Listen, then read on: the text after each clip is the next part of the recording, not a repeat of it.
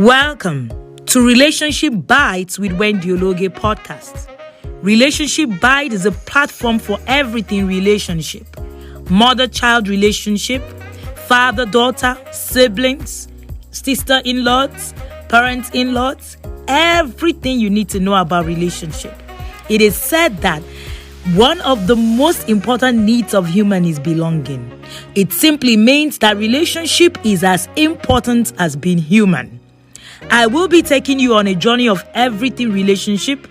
Join me, Wendy Ologe, every fortnight as we explore the intricacies of different forms of relationship. The positives, the negatives, the wins, the losses, the good, the bad, the ugly, and everything else in between. And most importantly, the lessons we will learn from them. Relationship Bite with Wendy Ologe is your plug for real life experiences on diverse relationships and how we can maximize these relationships for the best.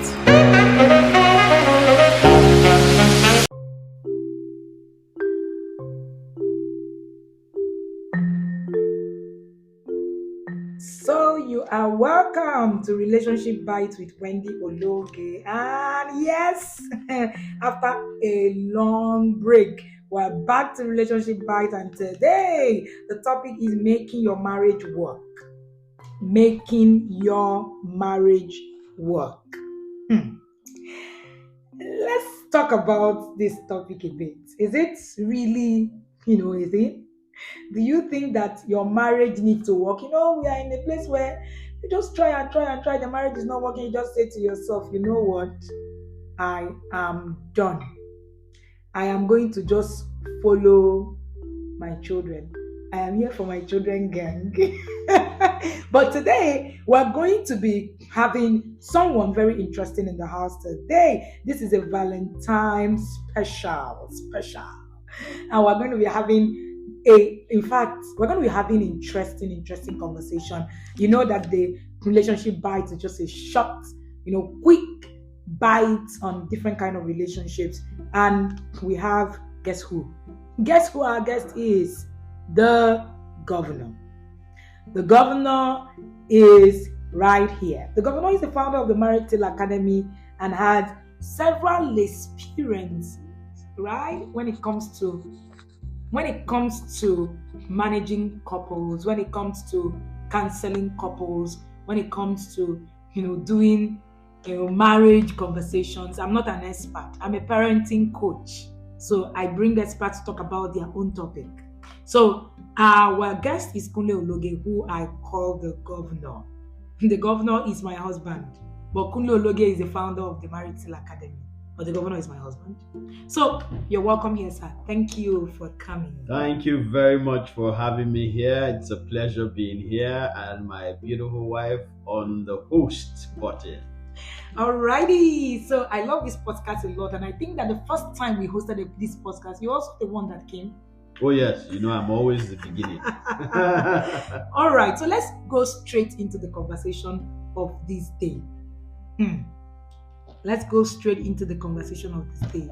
Number one question that we are asking today is, can you share with us some common challenges that couples face in their marriages today? Okay, thank you very much. So one common challenge that couples face in their marriage is communication, a lack of proper communication. Now, communication is a core part of marriage, and communication is what drives the wheel and oils the wheel of marriage. And you see a lot of marriages where the communication is just not there. It's not good at all. You see marriages where they don't talk to each other, marriages where they only talk when they have something to do, children's school fees. That's one problem with marriages. Of course, another problem with marriages is in the part of finance. So a lot of marriages don't get it right with finance, because the way many marriages run is that every spouse just handles his own finance. And at the end of the day, you see a lot of wastage, a lot of inefficiency. So that's another problem with marriage. Mm. Of course, another problem with marriage is sex. Mm. And in a lot of marriages, there is unfulfilled sexual desires from one spouse or the other. In fact, these three things I've mentioned form the three major issues, like I always say, in marriage: communication, finance, and sex. Everything else actually falls under these issues.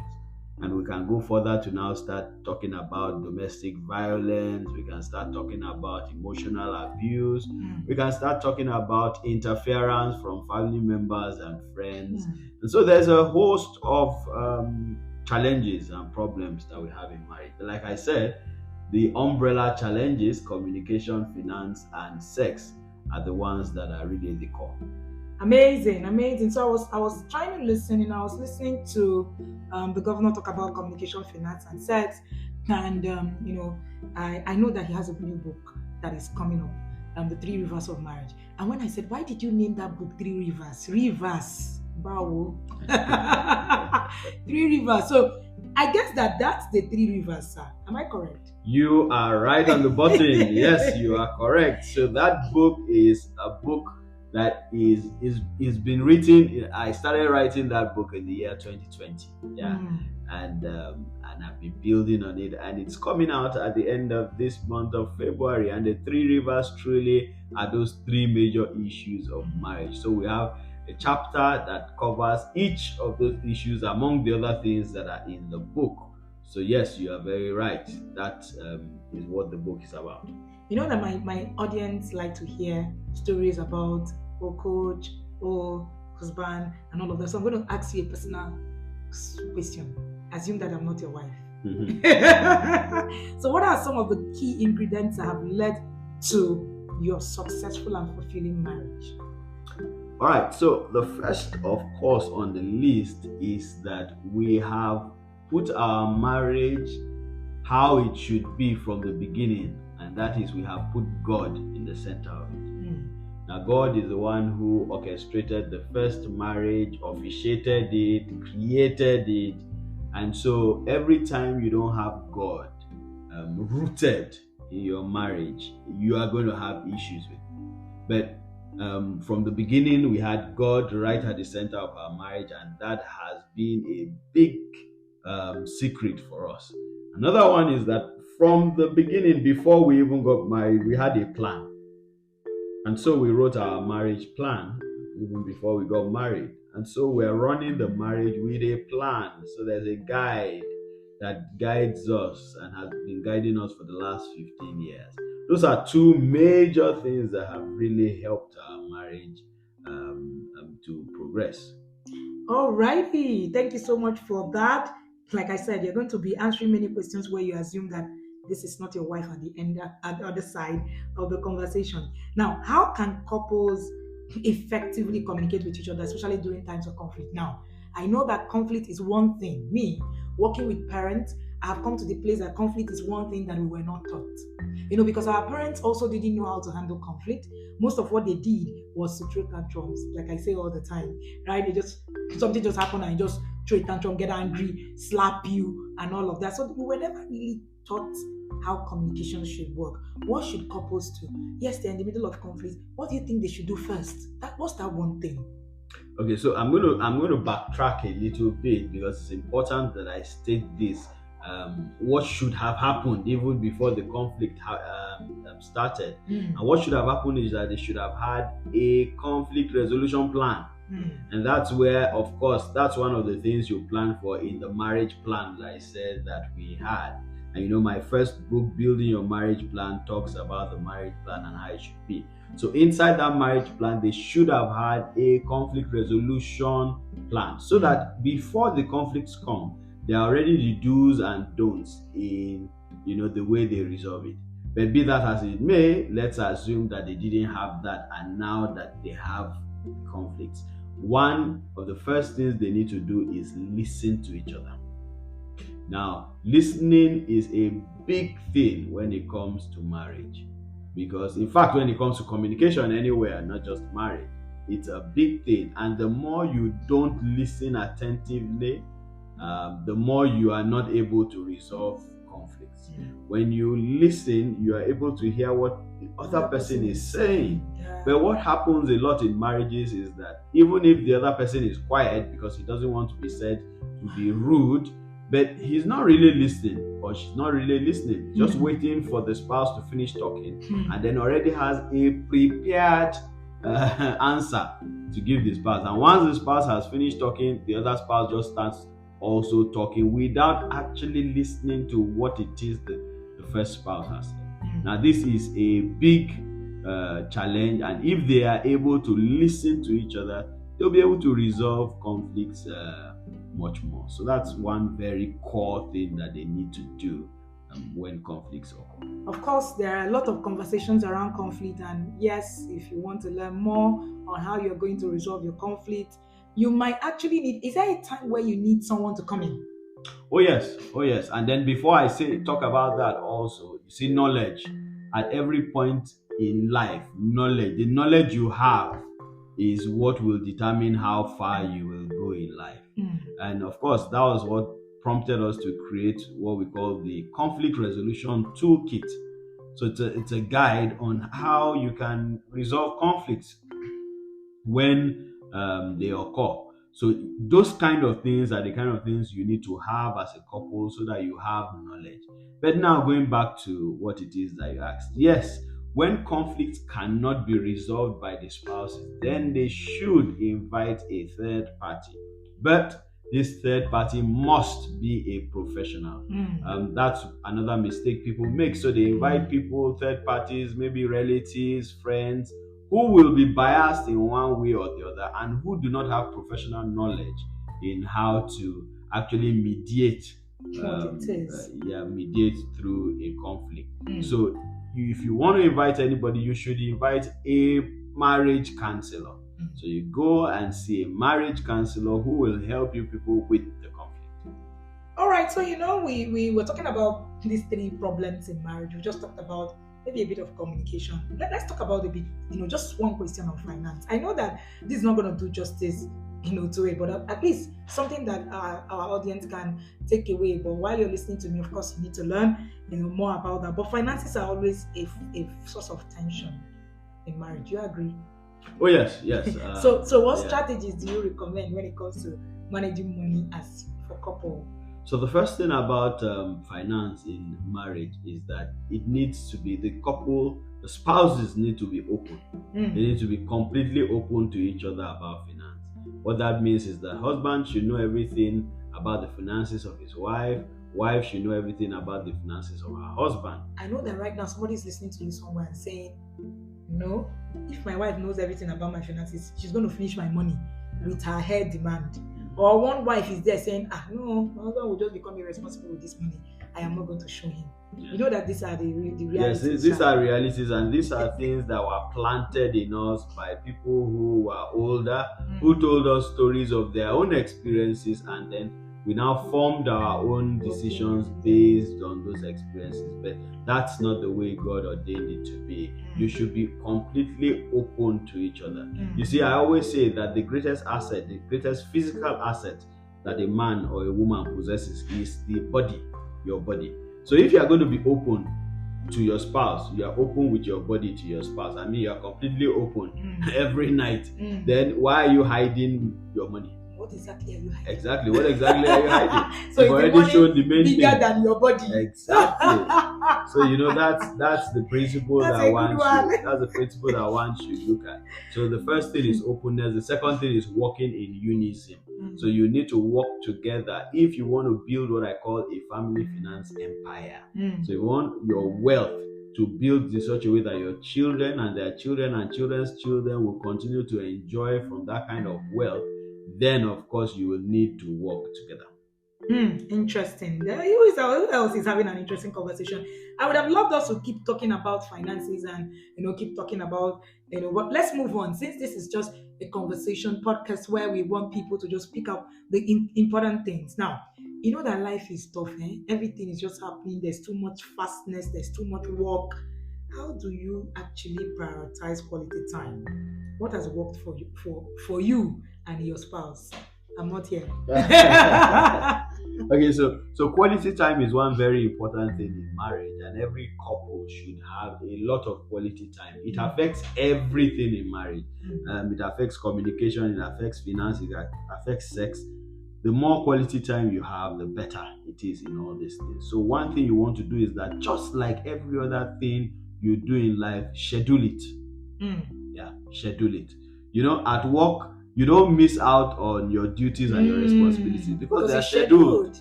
So why do you think marriage is Interesting. not that important? So Yeah. schedule it. So have a schedule of, okay, at this particular time This is every when we're day, going to this have is this when we're session. going. I call it the gisting time. Yep. So I say every couple must have a gisting time, a minimum of 1 hour every single day. Yeah. So I mean that should really help. All right, so let me now talk as the wife that is here. So many times people actually come to me and say, "You're so busy. How do you guys do it? Can you just come?" And we learned about the systems of marriage. I think I read that a bit of that in In the your new upcoming book, book. Marriage systems. If we do not build systems in our marriage, you find out that the cares of life, and they are plenty. Yeah. Hey, the wahala of life, they will just come sweep you away. Sometimes it's that one person is calling or something is happening, and you find out that your own life stops for the person.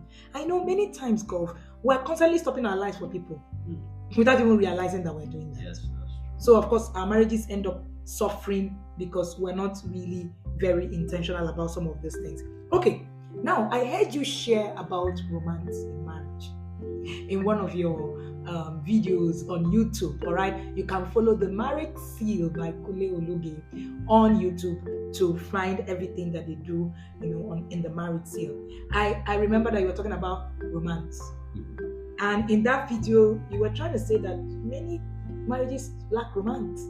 I confirmed it because many people came to me to say, I just watched this video and I can see that my marriage lacks romance. Now, what has helped you keep romance alive?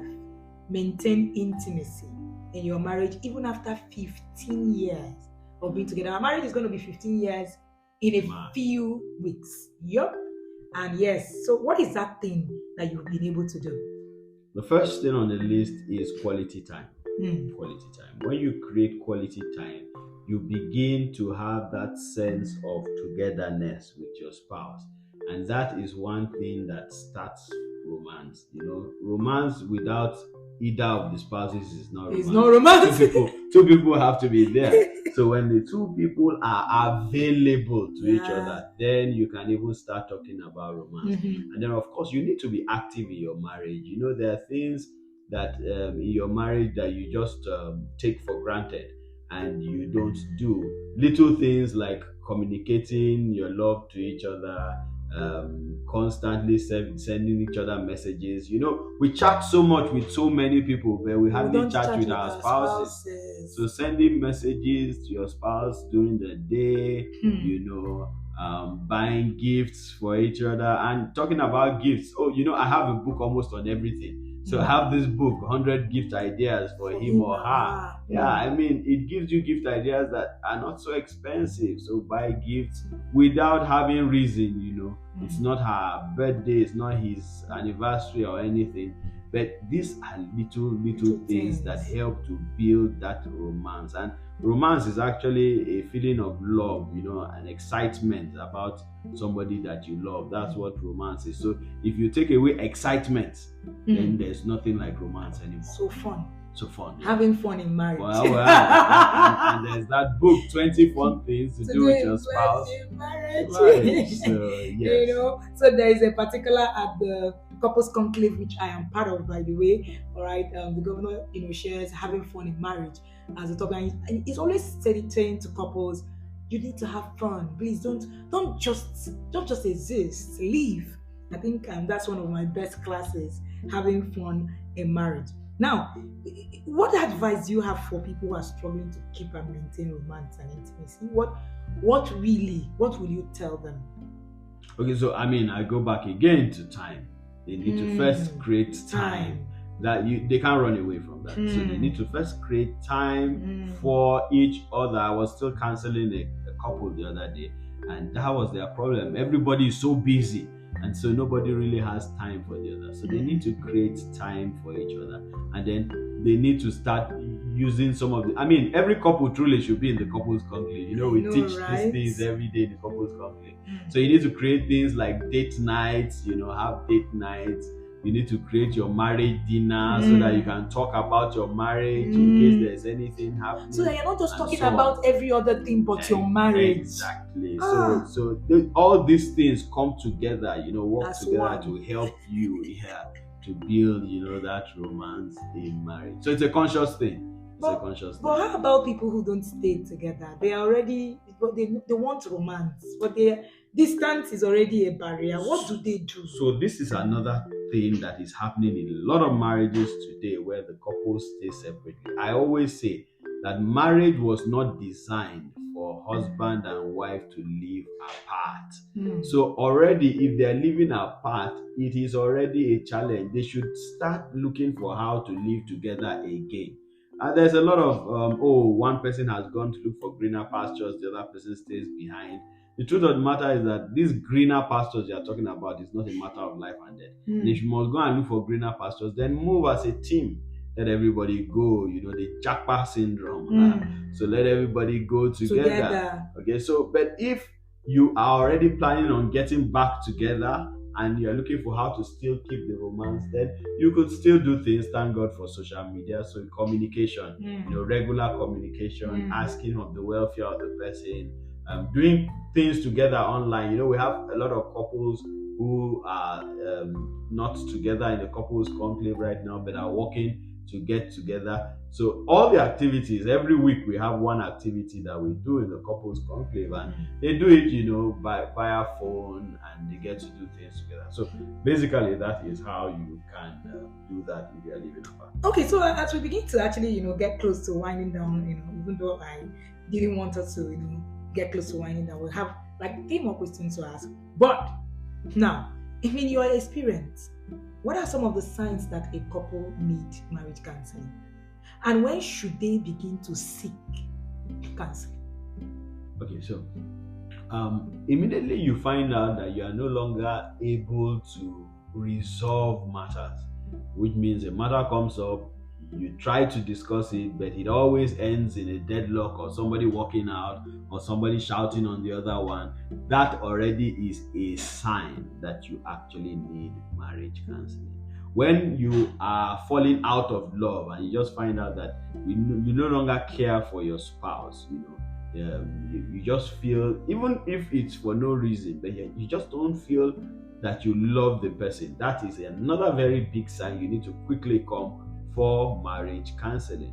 Also, when you find out that there is too much interference in your marriage and it looks as if you both are not controlling your marriage is being controlled from family, friends, and people outside the marriage, you need to come for marriage counseling. For every time you hit a rock that you cannot resolve, the two of you cannot resolve on your own, you've tried and it's not resolving, you need marriage counseling. Now that you're talking about marriage counseling, how about pre-marital counseling? Please, can you just speak a bit about it? Because I just realized that people just go on now, spend all the money in weddings, do all the razzmatazz, and even people in our generation, some of them didn't do marriage counseling. As in pre-marital counseling. I'm so happy you asked this question. I counsel couples every day, Monday to Friday, from 1 p.m. to 5 p.m. And I can confidently say that over 80% of them did not do premarital counseling. Do you mean older couple or new couple? I mean older couples. Like year range? Couples 5 years to 20 years. Wow. They didn't do premarital counseling. I thought it was a new generation. No. It's always been there. It's either they didn't do it at all, or they did it just because the church will not wed them without it. So they didn't really go there to learn. They probably attended 1 or 2 lessons, maybe the first lesson and the last lesson. And so they are like somebody buying a brand new Lexus Jeep, parking it in front of his house, but not going for driving school. So I mean, you just keep looking at that Jeep, you can't really drive it, and any attempt to drive it, you will scratch it, you will bruise it, you will kill yourself, or you will kill somebody else. You will kill yourself for me, or you will kill someone else. So they are killing themselves, or they are either killing someone else. And that's what premarital counseling is to marriage. So premarital counseling is like you're driving school to a car. That's what premarital counseling is to marriage. So if you did not do premarital counseling, I'm sorry, you need to go back and do it. And that was why we created the course in the Marriage Hill Academy called the Marriage Basics. So in the Marriage Basics, what we do is we teach the couples who are already married, we teach them what they should have learned during premarital counseling. But of course, we modify it since they're already married, so they're able to get the best out of it. Because no matter how you try, if you don't have those basics, those fundamentals, if you don't know them, don't know the core, you will always have issues in your marriage. Amazing. So I like the killing somebody, or somebody get killed, or you kill the person. I think that's a highlight for me. But in your experience, right, are there common misconceptions about marriage that you often encounter in your counseling practice? Oh yes, there are. One of the misconceptions is that of third party, for instance. I mean, when you are getting married, it's half truth they tell you. So they say, don't involve any third party. Don't wash your dirty linen, in the streets. And yes, that's true, because it's expected that husband and wife should be able to sit down and resolve their problem. But then when the problem is not resolving, what do you do? And so you see couples coming to me after 20 years of being married, and that's the first time they're coming for marriage counseling. And then the most painful part is that the challenge they come with would have been 20 years old. That means they had the challenge since the first year, so they have lived with that challenge for 20 years. So that's a misconception, that you don't need a third party. You don't need a third party that is not a professional. Yes. But you need a professional. You don't need a family member third party. No. In fact, when the marriage systems you are talking about, under this marriage systems, you have the marriage program and the marriage mentors. So in the marriage program, you are also accountable. That's like a third party that you are accountable to. I think we need to talk about these marriage systems in one of the podcasts, because it's actually quite interesting. Yeah. So that's a misconception. Another misconception, of course, has to do with finance, where they say, look, everybody needs to hold their own money. There's nothing like your own money anymore. Once you get married, you become one. You are one in everything, including money. So the misconception that husband holds your money, wife holds your money, that's also a poor misconception. These are some, off the top of the head that I can mention. Wow, thank you so much, sir. Lastly, can you share a piece of advice or tip that you believe can significantly strengthen any marriage at all? One thing, anything, just anything. Knowledge. The Bible says, my people perish for lack of knowledge. Once you don't know what to do, and that's the reason why you have so many divorce cases now. It's not that the marriages cannot be resolved, it's just that they don't have the knowledge to do so. So seek knowledge by counseling, seek knowledge from reading books, seek knowledge from doing courses, and you will find out that your marriage will take a turn for the better. Amazing. I'm going to ask you personal questions. Which do you prefer, rice or yam? Rice. Netflix or sleep? Sleep. Music or movie? Music. Book or gist? Gist. Okay, travel or sleep? Sleep. Okay, and here we come to the end of this conversation. Thank you so much for joining us today. The governor founder of the Intentional Parent Academy, Kunle Ologe. I call it De Kunle Ologe. If your name does not have De, then you're not there. Yeah, the day, there is a day in the name. If you want to reach the Marriage Hill Academy, please simply dial 09060639627. All right, you can put the Nigerian, code, right? That's what they call it, in front if you are not the country code. If you are not in Nigeria, to reach out to them on WhatsApp. They are available to take all your questions, book all your sessions. if your marriage is already having issues, Biko, deal with it. Because I have seen many people, it is after 20 years. I have been privileged to have access to thousands of people all over the world. We currently have 5,000 people in the inner circle. And one thing that is constant is that parents come in with, I've just come to deal with my children. But you find out that there's a problem with the marriage, and then they are stuck. So please, I know that many of us are in this space, but this is just like, a short learning. Start learning. What the governor said is that knowledge is that one thing he's going to leave with us today. Get and gain knowledge. Don't forget to share with your family and friends, and follow us at Podcast by Wendy Ologe on Instagram. This is that part of me that I love, right? Where we express what relationship is. I'm going to be bringing you in the next fortnight an interesting guest. You want to be here, you don't want to miss it.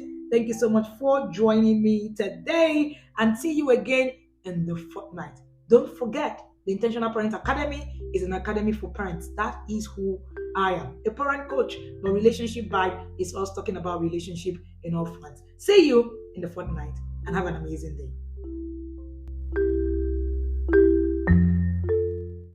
Thank you for listening to Relationship Bites with Wendy Ologe podcast today, where we share real conversations of diverse relationships and why they are important to human beings. If you enjoyed this episode and would like to listen to more, please subscribe to the Relationship Bites with Wendy Ologe on your preferred podcast player. Share this with others, your friends and family. Post about us on social media. Leave us a rating or a review. To keep up with our conversations online, you can also follow us on Instagram and Facebook, Podcast by Wendy Ologe, or follow my personal page at Wendy Ologe, both on Facebook and also on Instagram. You can also catch my videos on YouTube, Wendy Ologe. You can also follow us on our Parenting Academy, where I share about parenting relationships, the intentional parent. You want to learn more about us? You can simply search us out on www.wendyologe.com, or you can email us, podcastbywendyologe@gmail.com. Thank you again, and catch you next time.